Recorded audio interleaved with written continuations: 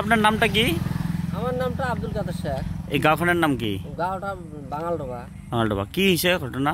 ঘটনা মানে কি, এই যে নকতেই রাস্তাটা বানাল, আগে যেটা রাস্তা আসিল তো ভালো আসিল, অলপ আটো আসিল, কিন্তু ওসার করে রাস্তাটা বানাল।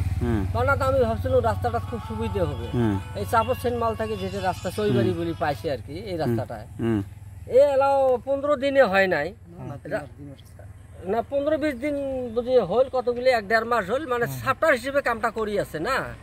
কতগুলো জায়গা এলাও দেহ কেরম অবস্থা করে দিচ্ছে, ট্রেক্টর গেলে খালটায় খালটায় ভালায় ভালায় উঠে যায়। 1 মাস 15 দিনের যদি ভালায় ভালায় উঠে যায়, তাহলে 6 মাস 1 বছরতে রাস্তাটার দশা কি হবে? রাস্তাটা কোন জায়গা থেকে কোন জায়গা বন্ধ হয়েছে? সেনমালত থাকি, ধরো চাপর সেনমালত থাকি চৈবাড়ি। টোটাল কয় কিলোমিটার হবে রাস্তাটা? তাও 7 কিলোমিটার। কোন জায়গা? ঠিকাদার কায়? ঠিকাদার কাই ওটা তো না জানি, রাস্তাটা যে আমাকে ভাল লাগে এটাই আমরা জানি। ঠিকাদার কন্ট্রাক্টর তো আমরা ওটা বুঝি না। আমার পাবলিকের জন্য, আমার রাজ্যের জন্য রাস্তাটা ডেভেলপ লাগে, রাস্তাটা আমাকে ভাল লাগে, এইটাই আমার কথা। সরকারকে আমার এটাই আবেদন নিবেদন, মানে আমার রাস্তাটা যখন ভাল হয়, এই রাস্তাটা দেখলে তো দিশে পাবে আসি।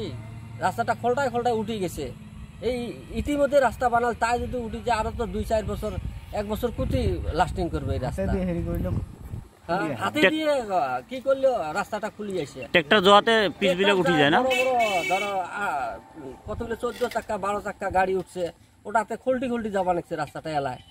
তাহলে রাস্তাটা অলপ ভাল করে বানাইলে আমার রাজ্যের সুবিধা হয়।